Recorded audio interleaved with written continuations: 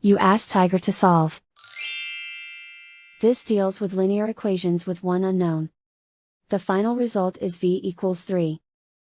Let's solve it step by step. Remove the ones. A variable's value does not change when it is multiplied by 1, so we can eliminate it. Group all v terms on the left side of the equation. Subtract v from both sides.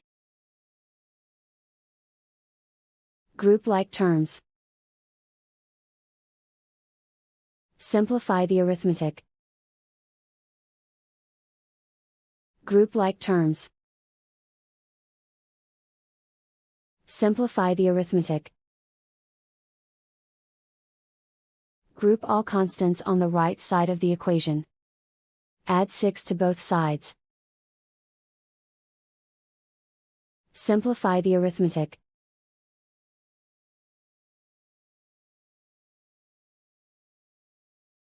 Isolate the v. Divide both sides by 6.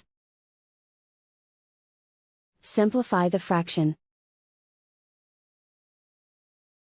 Find the greatest common factor of the numerator and denominator.